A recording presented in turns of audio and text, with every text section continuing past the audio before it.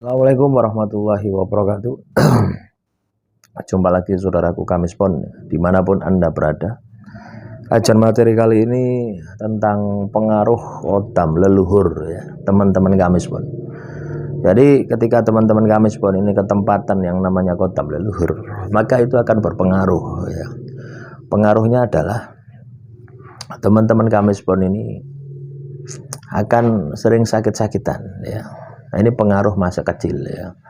Jadi ketika awal proses transformasi ini ya, kodam leluhur ini biasanya ya, itu ikut dengan seseorang ketika dia itu masih kecil ya. Jadi masih kecil ini sudah ikut dengan Anda gitu ya. Ada terjadi proses transformasi. Sehingga teman-teman Kamispon ini ketika Anda ini masih kecil ya, Anda ini akan bisa melihat makhluk halus ya. Ya kan sering tuh, banyak tuh orang-orang yang dimana masa kecilnya itu bisa melihat makhluk halus, itu biasanya ketempelan, atau lebih kerennya ya disebut dengan jin nasab. Ketempelan dari jin yang dulu ikut dengan orang tuanya, neneknya, kakeknya ke atas ya, jalur nasab, jalur leluhur. Nah, sehingga ketika seseorang ini ketempatan makhluk halus ya di dalam tubuhnya, maka dia pun juga akan bisa melihat makhluk halus yang lainnya gitu. Ibaratnya itu ya, apa ya, dimensi kita ini dipaksa untuk melihat gitu ya, untuk menggunakan dimensi batin. Nah, kondisi semacam itu membuat seseorang itu kekurangan energi gitu ya. Apalagi Anda ini masih kecil ya, terus juga jarang puasa, jarang laku, jarang tirakat ya. Ya udah paham lah laku-laku spiritual seperti itu. Nah, sehingga ini membuat seseorang itu akan mudah drop ya. Mudah drop, mudah kelelahan ya. Itu yang terjadi seperti itu. Makanya ketika seseorang itu ketempatan yang namanya kodam leluhur, maka dia itu akan sering sakit-sakitan. Karena apa? Energinya digunakan untuk melihat terus ya. Melihat makhluk halus terus ya. Sehingga mereka akan bisa melihat makhluk gaib terus ya. Coba bayangkan, kan banyak tuh orang-orang itu diruqyah supaya tidak melihat makhluk halus ya. Anak kecil-kecil itu kan banyak tuh. Nah itu pengaruh kodam leluhur itu seperti itu.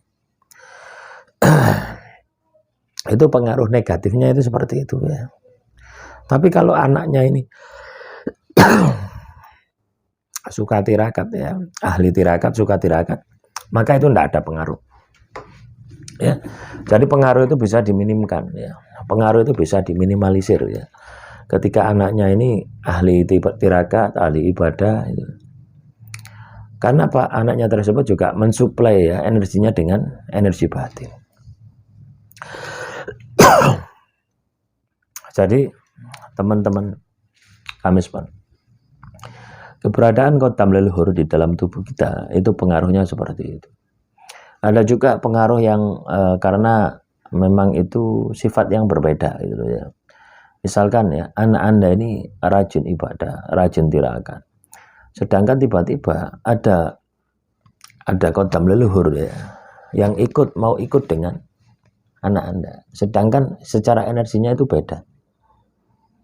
Nah, ini akan terjadi konflik gitu loh. Akan terjadi gesekan energi antara energi dari kodam leluhur dengan energi dari energi dari anak Anda itu. Nah, coba bayangkan ketika anak Anda ini energinya positif, terus kodam leluhur itu energinya negatif, ya itu akan terjadi terus, ya, akan terjadi gesekan terus. Nah, ini kan juga sangat menyiksa. Jadi kodam leluhur yang katakanlah itu sesuatu yang wah ya, menurut saya biasa saja gitu. Justru kodam-kodam leluhur ini ya kita ini tidak tahu gitu loh ya, tidak tahu kodam ini bagus tidak bagi diri kita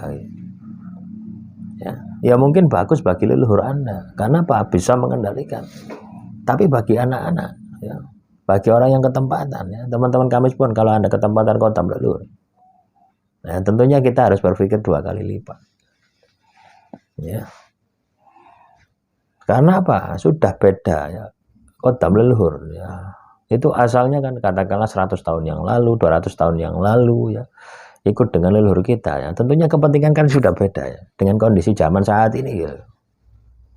Banyak orang itu berhalusinasi bahwasanya ketika diikuti oleh kodam leluhur itu sesuatu yang luar biasa gitu ya. Padahal ya kalau saya lihat ya itu banyak mudorotnya gitu. Karena sudah tidak sesuai dengan peruntukan gitu. Ya. Kalau zaman dulu ya katakanlah kodam leluhur misalkan untuk kekebalan, yo wajar gitu ya. Karena dulu itu memang masa-masa perang gitu ya. Kan seperti itu ya. Nah sekarang ini sudah tidak ada zaman perang, untuk apa kita kebal? Nah, makanya ya jamak banyak ya leluhur kita itu ketika proses sakaratul mautnya ya, ketika ketempatan kodam leluhur ya. Dari leluhur-leluhurnya itu sulit untuk meninggal dunia. Banyak orang-orang zaman dulu itu kan sulit untuk meninggal dunia. Ya karena itu kodamnya itu. Ya. Padahal tubuhnya, fisiknya sudah lemah. Tetapi ya karena keberadaan kodam di dalam tubuhnya, sehingga dia itu sulit untuk proses sakaratul maut. Banyak sekali teman-teman ya pengaruh-pengaruh negatif akibat kodam leluhur. Nah, juga ya misalkan ya Anda ketempatan kodam leluhur, apakah ketika ketempatan kodam leluhur ini bisa mempengaruhi rezeki ya, rezeki seret, rezeki mampet? Bisa saja ya. Namanya kodam ya itu butuh sesaji, butuh makanan. Kalau tidak dikasih sesaji, tidak dikasih makanan, dia otomatis Anda yang akan bertanggung jawab gitu ya. Oh sono aja. Bu apes, bu sial, pokoknya akan ada saja ya. Akan ada saja masalah-masalah di dalam kehidupan Anda, yang mana itu sebenarnya berasal dari kodam leluhur tadi. Nah, ya mungkin niatnya ndak menyakiti Anda ya. Niatnya cuma ini loh aku ada. Ya. Ini loh aku ada. Coba diperhatikan. Nah, sebenarnya niatnya seperti itu. Ya. Nah, dia melakukan secara yang ekstrim supaya apa? Supaya Anda cepat sadar gitu. Nah, itulah teman-teman. Pengaruh kodam leluhur, bahaya kodam leluhur yang ini harus Anda pahami. Karena apa? Tidak semua kodam leluhur juga ada manfaatnya. Karena sudah beda generasi, beda kepentingan. Ya, ini harus Anda pahami supaya Anda bisa mendeteksi. Seseorang yang ketempatan kodam leluhur itu pasti bisa melihat, bisa menggunakan kodam tersebut. Kalau Anda katakanlah ketempatan kodam leluhur itu hanya berdasarkan katanya si A, si B, si C, tidak usah percaya. Ya, namanya ketempatan pembantu ya sudah pasti tahu pembantunya. Ya, kalau Anda tidak tahu dengan mata kepala Anda sendiri, dengan batin Anda sendiri, berarti itu bukan kodam leluhur, melainkan makhluk halus yang nempel di dalam tubuh Anda. Demikian saudaraku kami Spon, semoga materi kali ini bisa bermanfaat. Assalamualaikum warahmatullahi wabarakatuh.